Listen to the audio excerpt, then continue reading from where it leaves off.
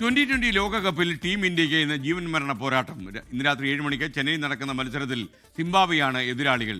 ചെന്നൈ ചെപ്പോക്ക് സ്റ്റേഡിയത്തിൽ നിന്ന് നമ്മുടെ പ്രതിനിധി അനിൽ വാസുദേവ് തത്സമയം ചേരുന്നു. Anil, good morning. ചെപ്പോക്ക് സ്റ്റേഡിയത്തിലെ ജീവിതമൊക്കെ കുഴപ്പമില്ലാതെ പോകുന്നുണ്ടല്ലോ. അവിടെ ശരവണ പോലെ നല്ല ദോശ കിട്ടും, അതൊക്കെ വാങ്ങിച്ച് കഴിക്കണേ.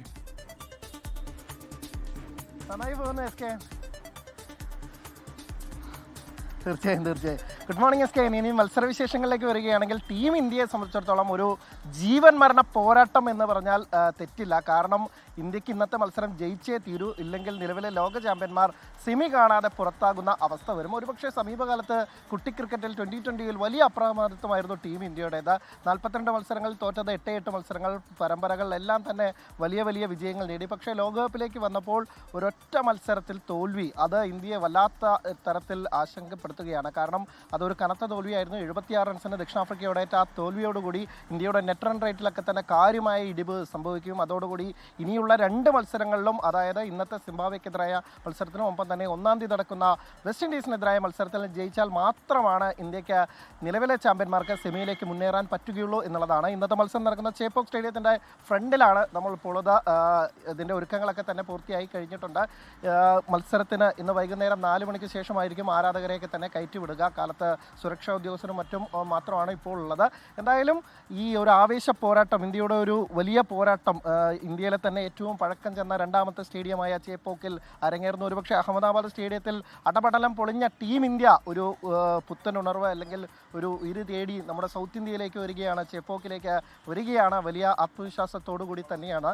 പ്രത്യേകിച്ച് ഇന്നത്തെ മത്സരത്തിൽ നമ്മൾ ഉറ്റുനോക്കുന്നത് നമ്മുടെ മലയാളി താരം സഞ്ജു സാംസൺ ടീമിലുണ്ടാകുമോ എന്നുള്ളതാണ്. സഞ്ജുവിനെ ടീമിൽ ഉൾപ്പെടുത്തണമെന്നുള്ള ആവശ്യം വലിയ രീതിയിൽ ഉയരുന്നുണ്ട്. കാരണം കഴിഞ്ഞ മത്സരത്തിലൊക്കെ തന്നെ ഇടത് കയ്യൻ ബാറ്റർമാരെ എതിരാളികളൊക്കെ തന്നെ നിഷ്പ്രഭം കീഴടക്കുന്ന കാഴ്ച കണ്ടു. അപ്പോൾ അതിനൊരു മറുമരുന്നായി നമ്മുടെ സഞ്ജു വേണം എന്നുള്ളൊരാവശ്യം വിദഗ്ധരും ക്രിക്കറ്റ് നിരീക്ഷകരും ഒക്കെ തന്നെ പറയുന്നുണ്ട്. അതുകൊണ്ട് സഞ്ജുവിന് ഇന്നത്തെ മത്സരത്തിൽ ഒരു അവസരം കിട്ടുമെന്ന് തന്നെയാണ് നമ്മൾ പ്രതീക്ഷിക്കുന്നത്.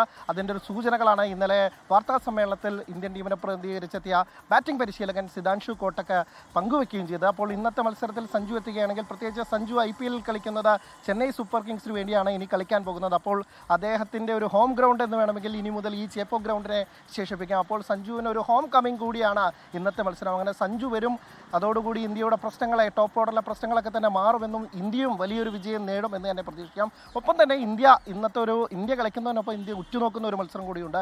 ഇന്ന് 3 മണിക്ക് നടക്കുന്ന ദക്ഷിണാഫ്രിക്ക വെസ്റ്റ് ഇൻഡീസ് മത്സരമാണ്. ആ മത്സരത്തിൽ വെസ്റ്റ് ഇൻഡീസ് തോൽക്കാനായിരിക്കും ഒരുപക്ഷെ ഇന്ത്യ ആഗ്രഹിക്കുന്നുണ്ടാവുക. അപ്പോൾ ആ മത്സരം കൂടി നോക്കിയായിരിക്കും ഇന്ത്യ ഇരിക്കുക. ആവേശ പോരാട്ടം രാത്രി 7 മണിക്കാണ്, 6:30ക്കാണ് ടോസ്റ്റ്. എന്തായാലും ഒരു ഉച്ചയ്ക്ക് ശേഷം തന്നെ ഈ ചേപ്പോക്ക് സ്റ്റേഡിയത്തിലെ മഞ്ഞ കടലിനായിരുന്ന ചെന്നൈ സൂപ്പർ കിങ്സിൻ്റെ അതിനെയൊക്കെ തന്നെ ഒരു നീലക്കടലാക്കി മാറ്റാൻ നമ്മുടെ ഇന്ത്യൻ ആരാധകരൊക്കെ തന്നെ എത്തുമെന്ന് നമുക്ക് പ്രതീക്ഷിക്കാം. ആവേശ പോരാട്ടത്തിനായുള്ള കാത്തിരിപ്പിലാണ് SKN.